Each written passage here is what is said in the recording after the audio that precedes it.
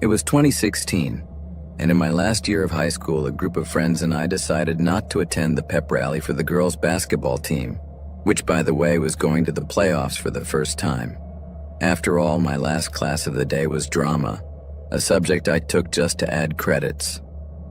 2 younger friends were in that class with me, so we decided to leave early and go to Burger King, as we always did.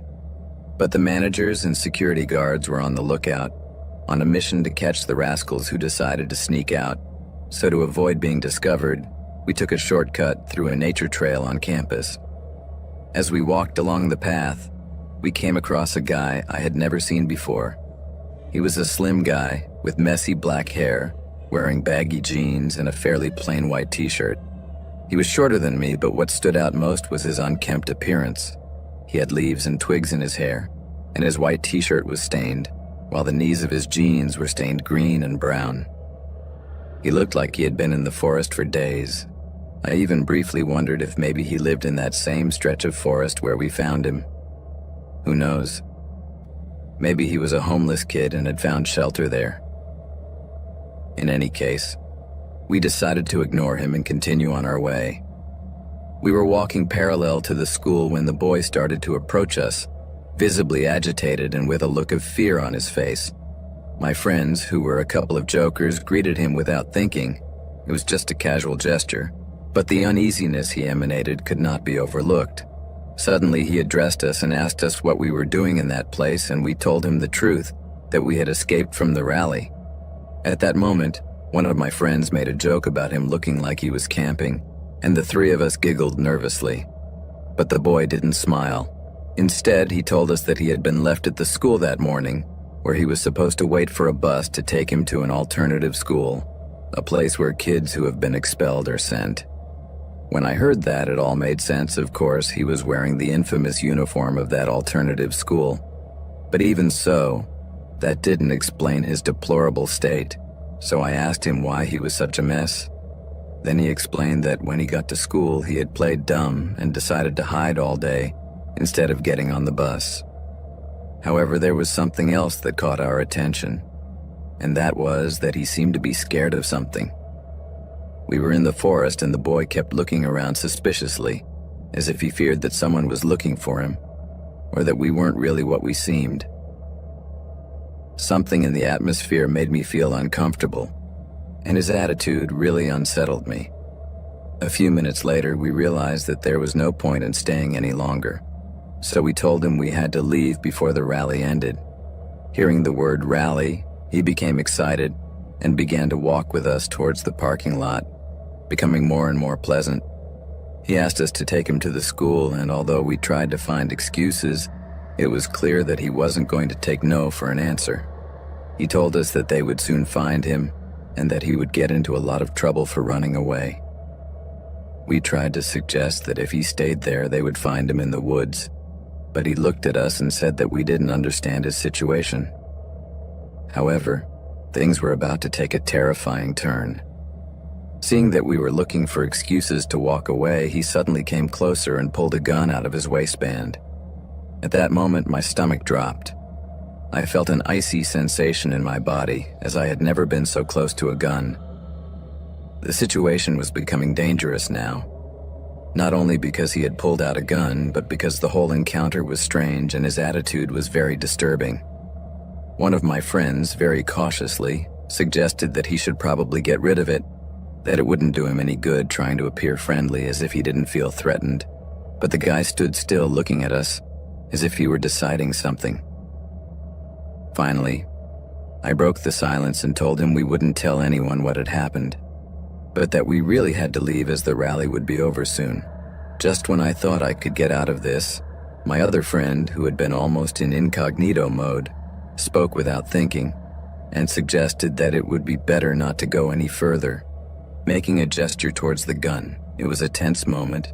The boy narrowed his eyes and again asked if one of us could take him to school. This time he said it like it was an order.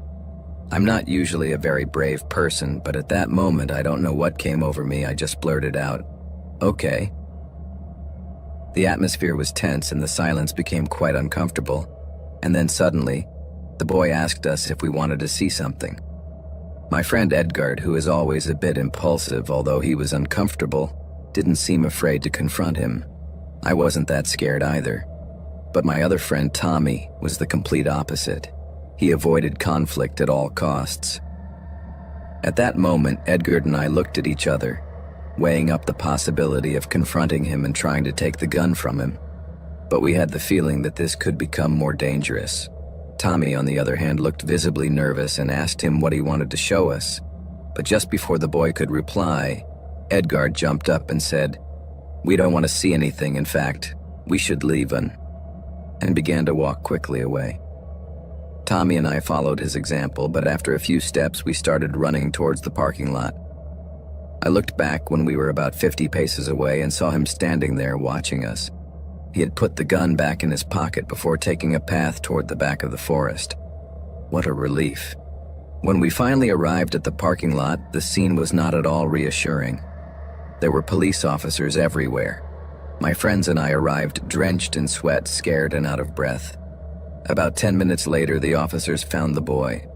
The craziest thing is that during the chaos, no one realized that we had left the trail and entered the parking lot. And yet there were so many police officers that we decided to go back in through another side door, only to realize that it was locked.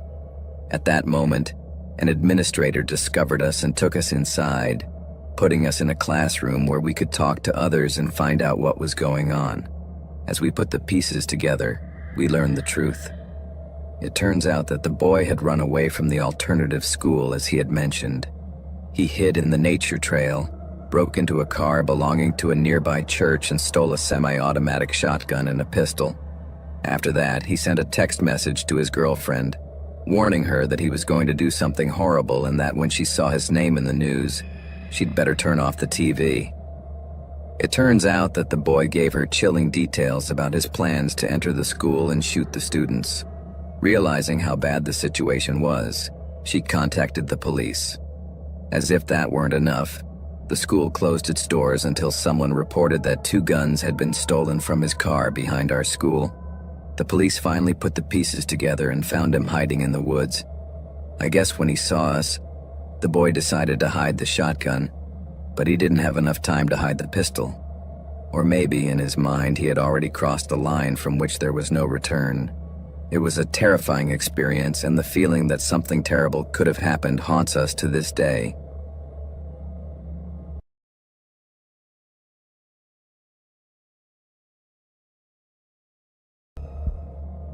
Over the years, I have done what I can to fight against the tide, and I believe that maybe, if enough people see this, we can build a better world for everyone. In my experience, we all have that one weird school acquaintance, or at least the one who becomes iconic because of how disturbing he or she is. In my case, we all knew him as Jay, and he had the title of the weirdest of the weird. I remember his first day of school like it was yesterday. It was kindergarten, and most of the children were crying when they were separated from their parents. Honestly, I wasn't against them doing it. After all, we were only 5 years old, but what Jay did was much stranger. As soon as his mom left, he started bawling his eyes out as if the world was ending, and it wasn't even 10 minutes before he pooped his pants. But it wasn't from stress, no, it was pure rage. It seemed like he had found a way to manipulate everyone with that trick. The teacher had to call his mother, and in the blink of an eye, she came to pick him up again. When she left, Jay had such an arrogant smile on his face that I knew this was only going to get worse. The next day, his mother dropped him off at class, and he repeated the same spectacle, crying and making a mess of himself. It was a vicious circle. His mom would arrive, he would go home, and he would do it again the next day, and this strange game went on for a whole week. Finally, on Friday morning, Jay didn't show up again, and I didn't see him until we started the second year. That first day, we were all sitting down and the teacher was calling the names of the new students. When she got to Jay's name, I got a chill. I looked around with my eyes wide open until I saw a short, obese boy raising his hand. He was like a bad carbon copy of the child I had known in the kindergarten, but he had gotten worse. His hair was long and greasy, his face covered in strands of hair, and he was wearing an old gray jacket stained with food that we never managed to identify. It was 2014, and I didn't understand why he looked like that. His family wasn't poor. In fact, his dad was a dentist and had his own clinic. I was amazed to see him in such a deplorable state, but that wasn't the worst of it. At the end of the class, when Jay passed by me, a foul-smelling cloud hit me full on. It was a scent reminiscent of wet garbage. I should have expected it, considering his appearance, but the intensity of the stench was completely new to me. I did my best to keep out of the way and not draw attention to myself, and it seemed that he didn't recognize me, which relieved me a little. However, over time his hygiene became the least of his problems. A month went by and school was still as boring as ever. Jay still stank, his jacket got dirtier every day, and he even got Dorito crumbs on him. It was very unpleasant, and of course no child wanted to go near him. But one morning everything would change, but for the worse. His behavior would take a much more unpleasant and disturbing turn. The story that spread like wildfire around the school was about a boy who was showing inappropriate photos of his sister to other boys at the school. And to my surprise, I learned that this boy was Jay. I can't say that I was too surprised, but I was definitely disgusted and outraged. How could he do something like that to his own sister? One day, while I was near my locker, Jay approached me, took out his phone and shoved it in my face. Then I realized that it was indeed a photo of a girl who looked a lot like him, but she was naked, combing her hair in front of a mirror, and seemed completely at ease, as if she didn't mind being photographed and as if she were flirting with the guy with the camera. It was strange and disturbing. I found it disgusting, but even more disgusting was the stench coming from him. It was simply unbearable. Despite being deeply uncomfortable, I couldn't help but notice how proud he was of the image. His smile was as wide as if he were showing me a spectacular car he had built with his dad. The most disturbing thing of all was knowing that the girl in the photo was just 13 years old, so I couldn't even imagine how strange his relationship with her must have been. Jay definitely always outdid himself in the creepy department, and this was no exception. There was never a ceiling for how disturbing he could be, so once again things were about to get worse. It seems that these photos became so popular with the boys that Jay decided to take it even further. He started selling videos of his sister taking a shower. I never saw these recordings, thank God, but those who did said that it was even more terrifying. It seemed that the girl knew she was being filmed, but I don't think she knew that her brother was trafficking these videos. However, Jay's dark secret didn't stay hidden for long. It wasn't more than a week after the release of his creations before the school management found out what was happening right under their noses. As you can imagine, there was a big fuss and he was taken to the office for questioning. From what I heard, the situation was even more grotesque than we had imagined.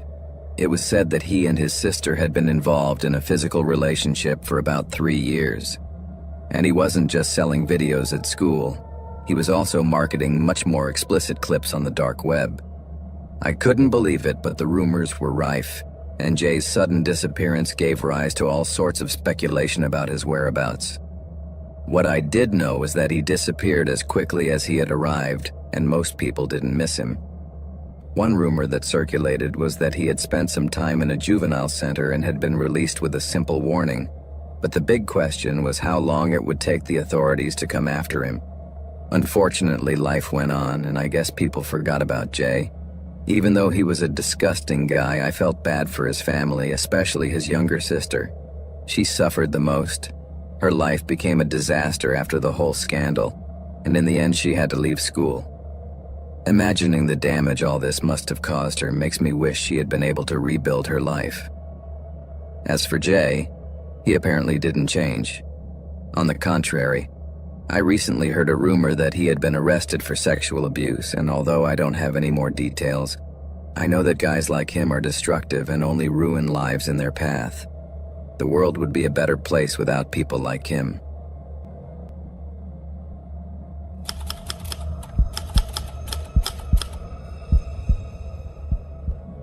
Everyone at school knew that Samantha was different.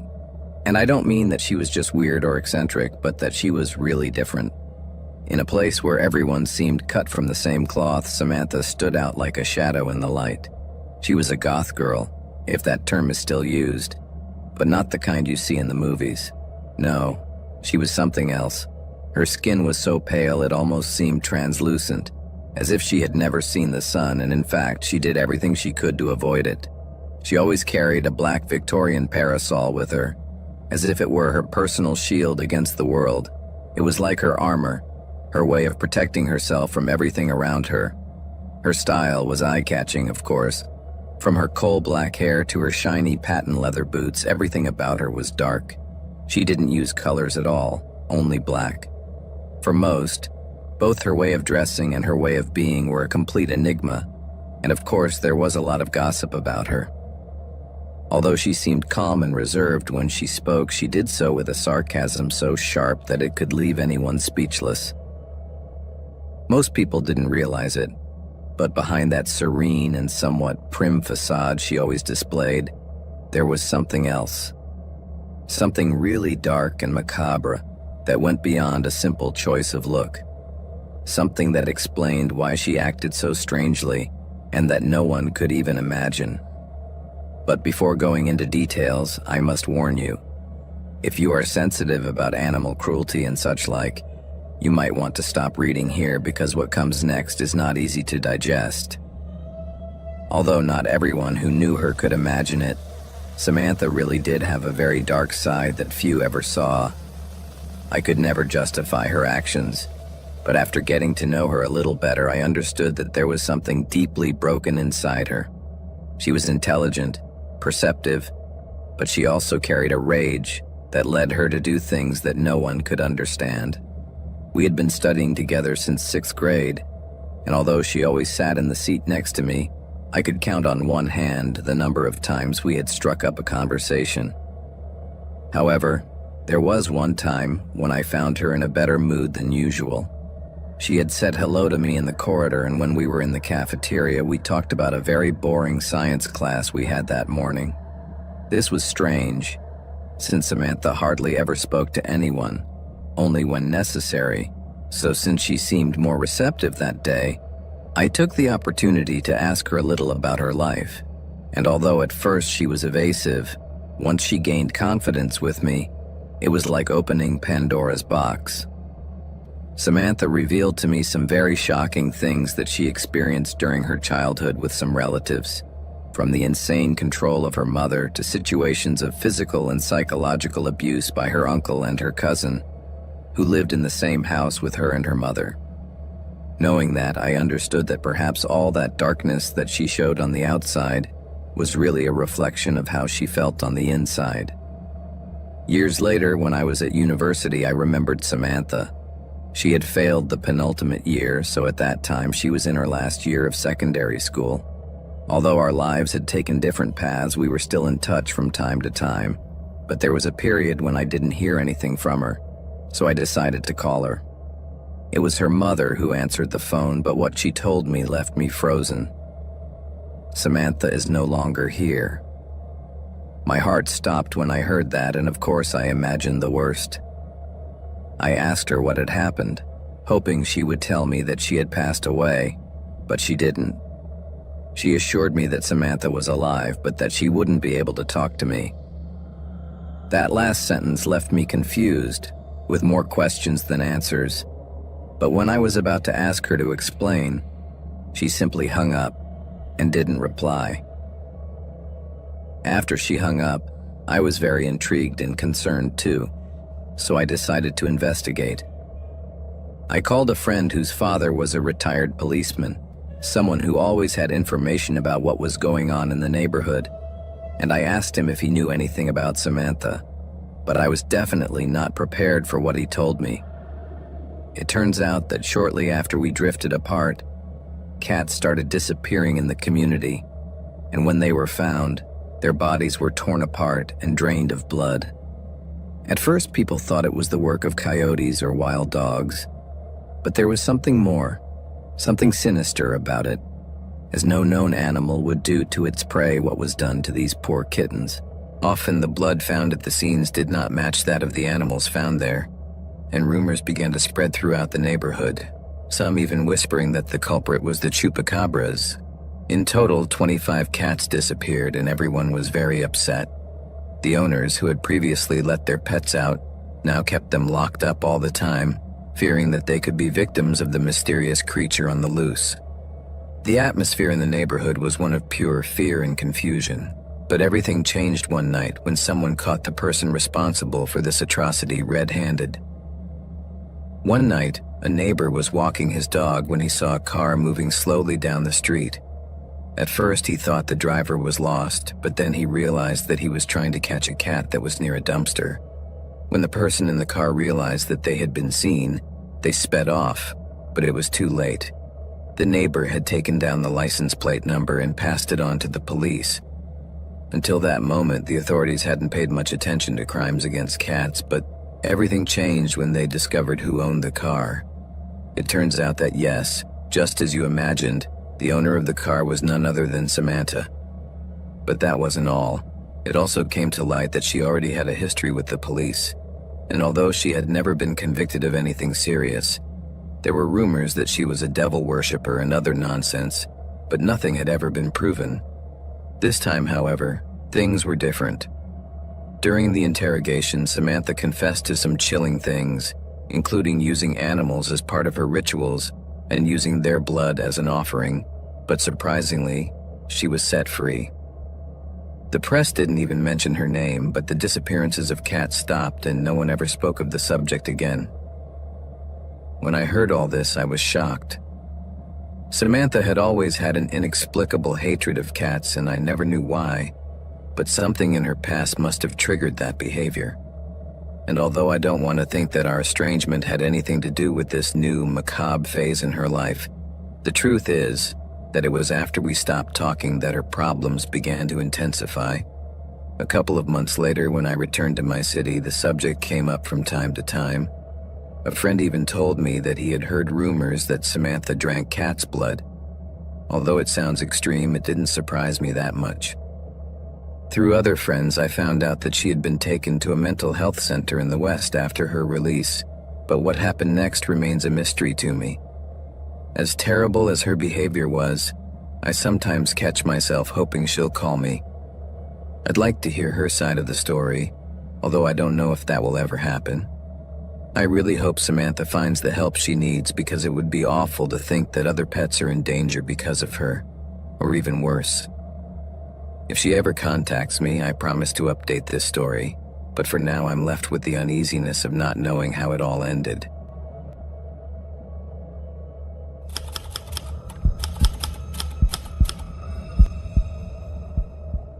This happened during my first year of secondary school. The day began like any other. I was in my history class, I think it was third period, when someone appeared at the door with a note. At my school, some students helped in the office and gave passes to those who had to leave for things like doctor's appointments and similar situations. So when I saw the girl, I thought it was probably about that. I gave the note to Mr. Watterson, my teacher, and he read it instantly, then he called me by my name. The truth is that it surprised me a lot, because I didn't even know I had any reason to leave class. I thought maybe I had forgotten a dentist appointment or something, but my mom hadn't said anything in the morning, and I knew she would have told me. I looked around, confused, got up and walked quite slowly towards the teacher's desk. Then Mr. Watterson said goodbye with a "see you later," and gave me the day's homework. Then I took the note that also served as a pass and left the classroom. It was at that moment that I read for the first time what the note said. It said that my mother was coming to pick me up at 10:30, but that was all. I assumed she had an appointment of some kind, although it seemed very strange to me, but I was still happy to be able to leave school early. I strapped my backpack on my back and walked down the empty corridors to the side entrance, where pupils were usually picked up, and when I arrived there were already a couple of cars in the parking lot, but I didn't see my mother's minivan anywhere, but instead another one that I didn't recognize. I knew it wasn't hers because it was a different model and color. I thought maybe it was the parent of a classmate and that my mother was on her way, although it wasn't quite 10:30 yet. I think it was around 10:28 or so. I waited a few minutes, looking around to see if I could see my mother's car arrive, but nothing. and suddenly the minivan I had seen before started to lower the passenger window. I looked over and saw a woman leaning out of the car and looking in my direction, so I knew she was going to say something. I thought she would ask me about a classmate or something, but instead she told me that she was there to pick me up, that my mom had asked her to do it, and that she was a friend of hers. Even though she was only 12 years old, I wasn't that stupid, and in fact, I was very skeptical of strangers, so I asked her how she knew my mother, but she replied that they were simply old friends, which didn't convince me too much. The truth is that I didn't feel comfortable at all with the situation, and I told her that I didn't want to go with her, that I'd really rather wait for my mother. Then the woman tried to persuade me to get into the van, and at this point the situation was already starting to make me uncomfortable, so I decided to turn around and go back to the school, but when I got to the side doors, they were closed. I had forgotten that during school hours all the doors were locked except for the main entrance. Things started to get ugly when I looked back and saw that the side door of the minivan was open. I hadn't realized that there was another person inside, and that's when a man came out and started walking towards me. The minivan was about 10 meters or so away, while I was standing right in front of the school doors, feeling deep inside me the urgent need to run away. So without hesitation, I turned around and started running towards the front of the school. At that time, I could run quite fast, so I managed to reach the main entrance without looking back and entered through the doors like a bullet. As always, there was a woman sitting at a small window who was in charge of controlling the entrance of people during the school day. When I arrived, she asked me for my ID, and while I was getting it out, I tried to tell her what had happened, but I don't know how I explained it because she looked quite confused, and to be honest, the situation was quite confusing in itself. I had a note from my mother to leave school before the usual time, but I had no idea where I was going or why. When I finally managed to find the right words, I explained that my mother wasn't there, but another woman was, and she wanted me to get into her car. When she understood what I was trying to say, I saw that the woman at the window started to get nervous. She looked at me with concern while I continued to tell her that I felt that something strange was happening, because suddenly an older guy came out from the side of the minivan and started walking in my direction. When I mentioned the latter, she seemed confused and told me to wait a second. After confirming my school ID, the woman wrote me a pass to return to my history class, so a little uneasy, I walked back through the empty halls. By then, only about 20 minutes had passed since I had left, and when I walked back in, my teacher was still talking and there was a video paused on the board. It was super weird to return to the classroom. Everyone looked at me as if I had returned from the afterlife. Mr. Watterson, with a confused expression, simply asked me if everything was okay, and I just nodded, sat back down at my desk, and the lesson continued. The class went on for about 10 more minutes before he finally let us out. My next class was Spanish, which I usually found a nuisance, but at least it was easy. Miss Gallegos was my teacher, and she was cool with everyone. When I arrived in the classroom, everything seemed normal, but about 20 minutes later, Miss Gallegos received a call at her desk, and suddenly her expression darkened and she stopped the lesson abruptly. She looked very concerned when she told us to go into lockdown and emphasized that this was not a drill. At that moment, my heart skipped a beat. It's no secret to anyone what has happened in recent years with the issue of school shootings, and usually when you go into lockdown, it's because of an imminent danger situation. And that was the first thing that came to my mind. I imagined a crazy kid entering the classroom with an assault rifle and killing them all. The teacher hurriedly asked us to leave our desks and sit against the wall at the back of the classroom. Nobody had any idea what was really going on, and I couldn't connect the dots either. About 30 minutes passed in total, during which we were very quiet and looking straight ahead, but on edge. Then the phone rang again. Miss Gallegos answered it and informed us again that the lockdown was over. At that moment, I breathed a sigh of relief, but the atmosphere was still tense. When the school day ended, I found out that the lockdown had been due to a strange man who had entered the school. It turns out that this guy was walking down the hall asking everyone for their ID, as if he were looking for someone in particular. The woman at the window asked him to stop, but he just ignored her, and when she insisted, he drew a gun and pointed it at her, threatening to shoot her if she interfered. Then he continued walking, and in the end, like in a horror movie, he disappeared down the hallways. They had to call the police and alert the management office, from where they ordered the school to be closed until they found him. Unfortunately, the guy went into the bathrooms, which were right next to my locker. But the craziest and scariest thing of all was that it was the same guy who had gotten out of the minivan that tried to take me, and now that was echoing in my head. I froze at the thought that this guy was armed and that he had entered the school right after I walked away. Was it me he was after?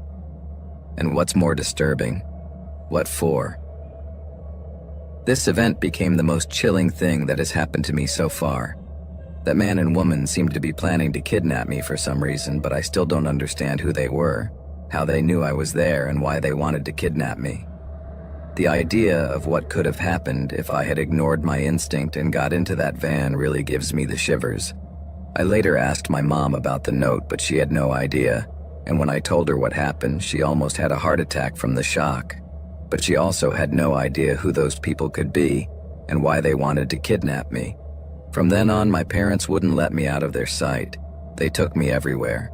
It was stressful at times, but it was better than being kidnapped by a couple of psychopaths.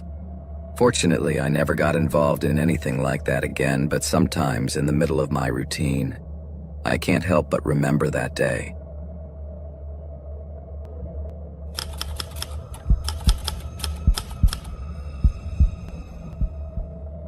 As I walked home, I glanced over my shoulder, feeling a little nervous.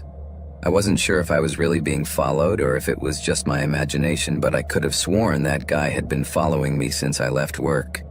He was moving in my direction, taking the same route as me, and he didn't seem to be hurrying at all, and that was already making me very nervous. It was a little after 7 in the evening and the city was fairly busy, so I tried to convince myself that maybe he just lived nearby, a bit to try to calm myself down, although it wasn't working at all. I was tired and didn't want anything to ruin my day. I lived in a small apartment that I had managed to pay for with my own efforts. I worked in a bank and had started to move up the ranks little by little, so I had plans to save up to buy a house soon. I had always dreamed of having a home near the forest, surrounded by nature. I arrived at my apartment building and immediately looked back, waiting for the man to have gone on his way, but to my horror, he hadn't. I saw the man stop a few meters away, staring in my direction, and it made my blood run cold. He was still behind me. At that moment, I prayed to God that he didn't live in the same building, and with no other escape route, I went in. When I reached the elevator, I looked back again, my heart racing and my nerves on edge, wondering what my escape plan would be if that guy got in. But to my relief, the man passed by and I lost sight of him. Finally, I breathed a sigh of relief. Maybe it had been just a false alarm. I decided to take the stairs up to my third-floor apartment, looking for a bit of exercise after sitting in the office all day. It was Friday, and nothing made me happier than a weekend off. So that night I went to bed early to wake up refreshed for my morning jog. The next morning, my alarm went off at the usual time and I got ready to go for a run. After about 15 minutes of jogging with my headphones on and the music blaring, I felt that same strange sensation on the back of my neck, like the one I had had the night before when I thought that man was following me. A chill ran down my spine and I immediately took off my headphones and looked behind me. At that moment, I almost fell over when I saw that the same guy was running after me again. Now, there was no doubt I couldn't think it was a coincidence, so trying to stay calm, I looked straight ahead again and concentrated on breathing normally. I couldn't concentrate, so I decided to finish my run early and return to my apartment. This time, looking back, it was clear to me that he wasn't following me. He was a huge guy with a muscular physique, and his face rang a bell, but I couldn't remember where exactly. I got home and took a quick shower before falling on the sofa to watch some TV. But just as I was getting comfortable, someone knocked on the door. I was distracted at the time and opened the door thinking it might be a neighbor, but when I looked straight ahead, I was paralyzed. It was that guy again. But now he was there, at my door, right in front of me. I tried to close the door quickly, but he put his foot in the frame and pushed me so hard that I fell to the floor. Then he quickly entered and closed the door, smiling as if it were all a game. "Help! Help me!" I shouted, trying to run away, but he lunged at me, turned me around, and covered my mouth. I struggled with all my might, but he was much stronger than me. He tied my hands with a rope and covered my mouth with tape he took out of his pocket, and then he pushed me towards the sofa, never taking his intense gaze off me. "You don't remember me, do you? I've been in love with you since high school," he said as he began to explain. "Nobody notices the boy who doesn't attract attention. I went to your class, Abby, but nobody paid any attention to me. They just made fun of me." The situation filled me with fear and revulsion, but I couldn't show it at that moment. In that moment, I finally knew who he was. He was the outcast kid at school, the typical skinny, weird kid who was always in the corner, who everyone made fun of and no one paid any attention to. But he looked very different now. As I lay tied and gagged on the sofa, he began to tell me how he had been secretly in love with me, while watching me go out with the popular boy who bullied him. He also told me that this had been his motivation for joining the gym and transforming his body and his life just to try to win me over. But even so, I never paid any attention to him. The truth is that his story was very moving, but I didn't care at all at that moment. I just wanted to free myself. I tried to get out of the ropes in 1,000 ways, but it was useless.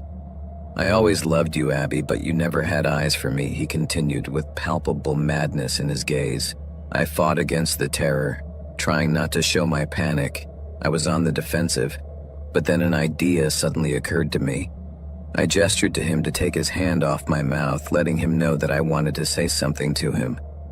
"I'm sorry, Austin, I didn't realize before," I said in a low, calm tone, trying to sound convincing when he uncovered my mouth.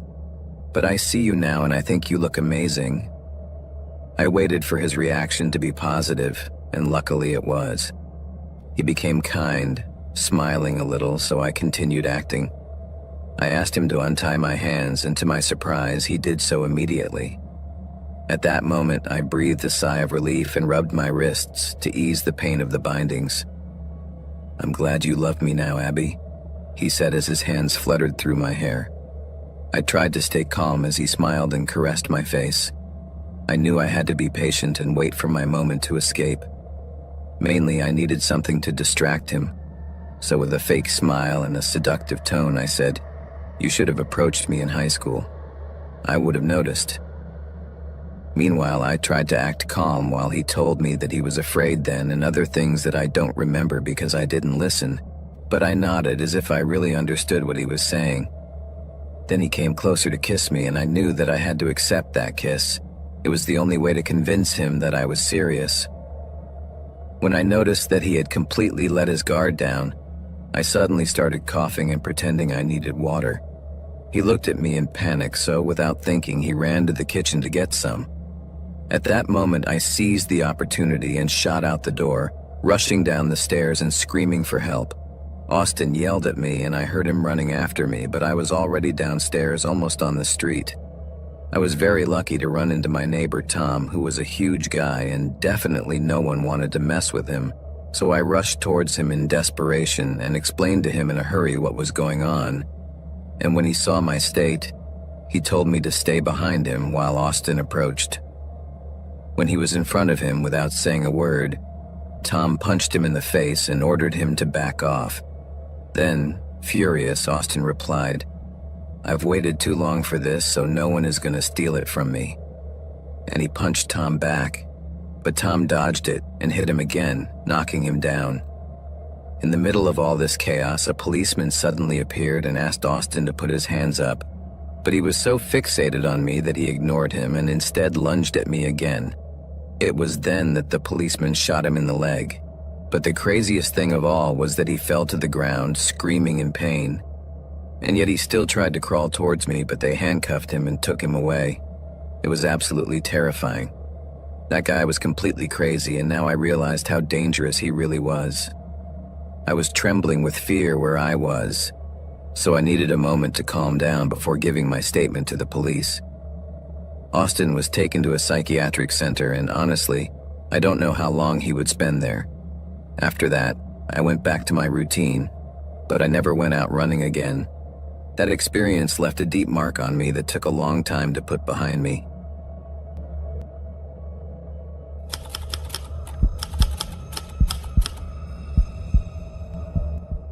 It all happened when I was 17, and what I experienced was absolute chaos.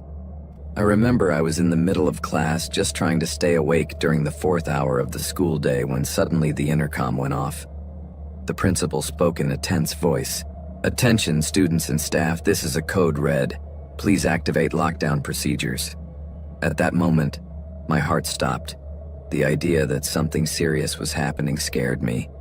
The teacher began to give us instructions, and we all moved quickly to a corner of the classroom. Then he closed and locked the door, turning off the lights, and in that instant, the room was filled with whispers. Nobody knew what was going on, and frightened looks were exchanged between us. One of my classmates asked the teacher about the situation, but he just asked us to remain silent, so that's what we did. The minutes seemed like an eternity, and I was feeling increasingly uncomfortable. Locking a group of scared teenagers in a classroom is not exactly the best idea in the world.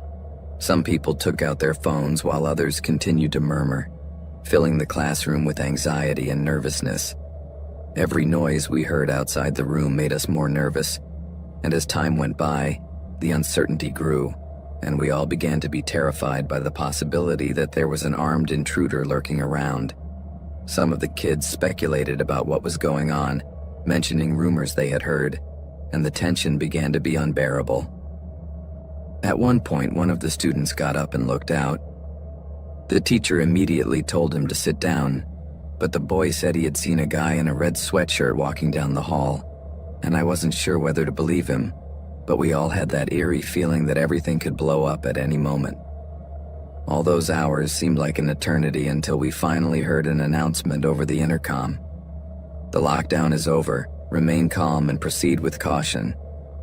It was a huge sigh of relief, and as soon as the classroom door opened, we all cautiously backed out into the corridors. But what happened next was something no one expected, and a story that continues to haunt me. That day I took the bus to and from school, so I boarded the vehicle with the rest of my classmates. As I traveled home, the events of the day played over and over in my mind, and everything felt strange and dull. It was as if I were more aware of my surroundings and the invisible dangers lurking around every corner.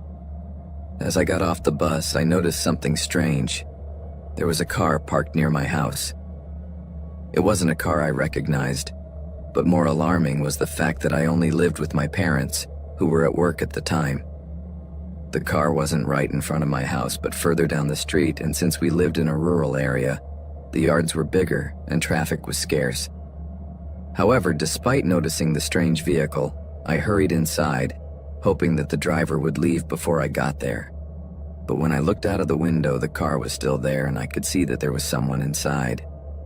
That uncomfortable feeling washed over me, but I didn't want my parents to worry, so I called them casually, asking when they would be back. They mentioned that they would be home in a couple of hours, which was not exactly what I needed to hear at that moment. I waited anxiously for the strange car to leave, hiding by the window and peeking through the curtains. I tried to distract myself by turning on the TV and putting on a comedy, but every so often my eyes would return to the creepy car. After about 10 minutes of tension, I heard a door slam. So I looked out the window again and saw a guy get out of the car, and to my horror, he was wearing a red sweatshirt. In that instant, fear paralyzed me. I crouched down so as not to be seen and ran to my room, closed the door, and got under the bed feeling like a terrified child. My heart was pounding and I had no idea what to do or how to defend myself.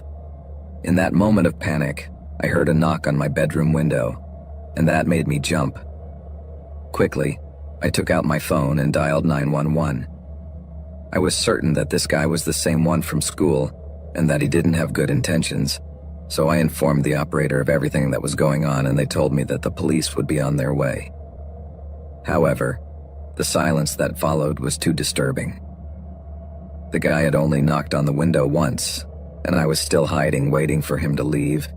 But just when I thought he might have gone, I heard the sound of glass breaking at the back of the house.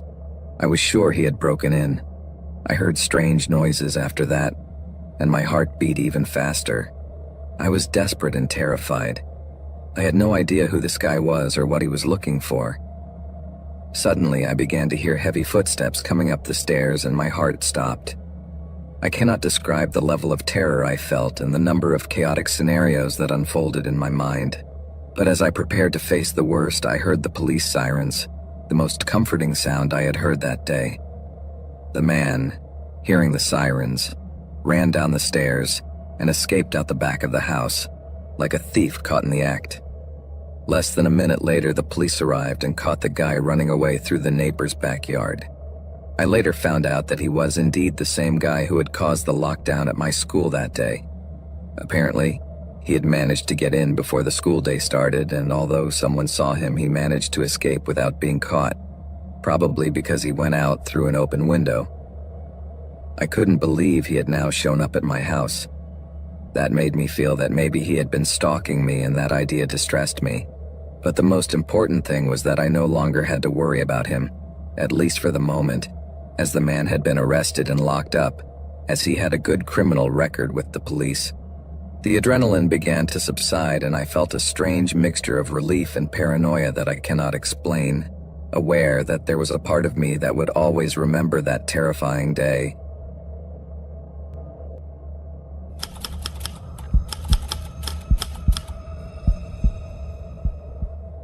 I was only 16 and at high school when this story happened. It was an ordinary day until I finished my lunch and started to go back to class, and suddenly the intercom came on and the headmaster's voice boomed out across the cafeteria. "Attention all students and staff, we are in lockdown. This is not a drill. Please remain in your classrooms until further notice." At that moment, I felt a chill run down my spine, and the buzz of conversation in the cafeteria died completely. Lockdowns were not a regular occurrence at our school, and I couldn't help but feel a sense of anxiety consume me. So I quickly picked up my tray and followed other students as we made our way to the gym and the changing rooms to hide. I looked at my phone hoping to receive some news, but the signal was so bad that there was no way to get any information. Suddenly, a deafening crash echoed down the corridor, and then a flurry of screams filled the air.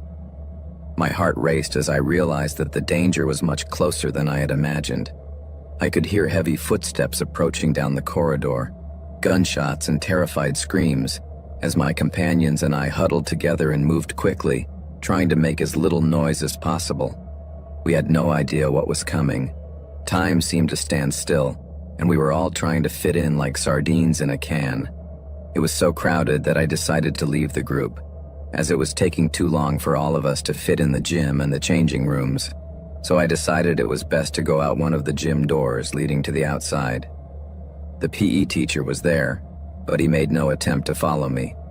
I imagine he was too terrified too. So I ran towards the back of the school and across the football pitch, looking for a place to hide. I took out my phone and tried to call my mom, but I couldn't do anything before he turned around, startled by what he heard. "What do you think you're doing?" he asked me in a cold voice. It was a familiar face, Tanner. I knew him, but not very well. He had been in some of my classes over the years, but now he was looking at me with those menacing eyes and holding a long gun in his hand. I felt a lump in my throat as I stared at him, terrified. I couldn't even articulate a word for an instant. He had a pistol on his hip and an M4-style rifle in his hand, pointing directly at me.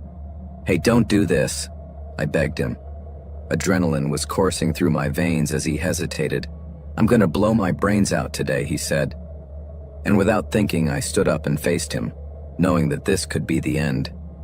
My heart was pounding in my chest, and to my surprise, I saw a moment of hesitation in his eyes.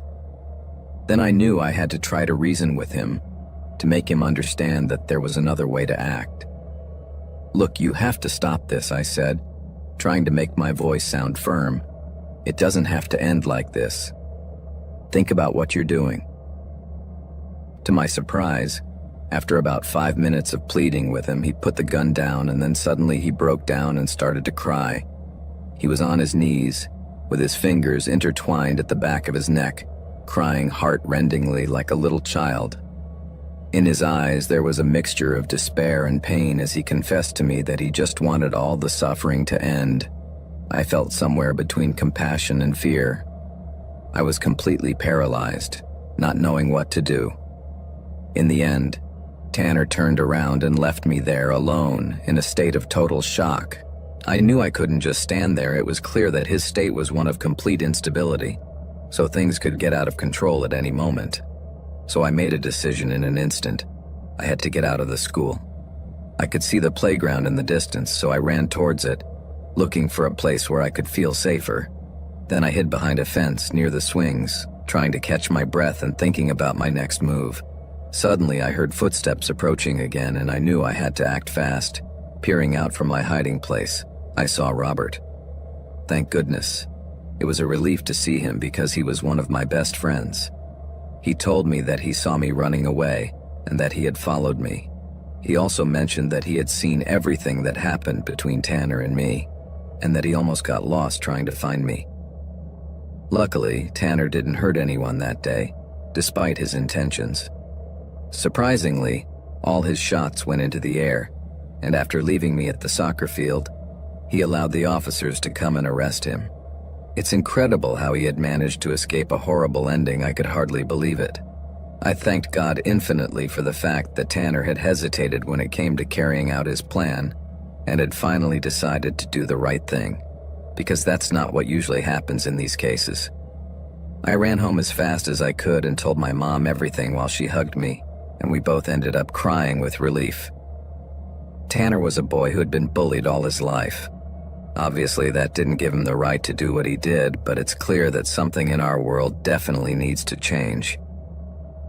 Now, a few years have passed since that day, which I find almost unbelievable. It's such a vivid memory that it almost seems recent, and I suppose it may also be because I have repeated it so many times that I have the story almost memorized. It's strange to say, but in some ways I feel lucky. Luckier than many of my classmates, some of whom saw much more than I experienced. In my case, I managed to get through the shooting without many long-term emotional scars, but others weren't so lucky. For example, a girl who was super outgoing and intelligent before the attack ended up leaving school in our third year according to rumors because of a drug problem. It is said that after that day she lived in a constant state of nervousness, and her mental health began to unbalance to the point of wanting to experiment with substances to try to manage her anxiety.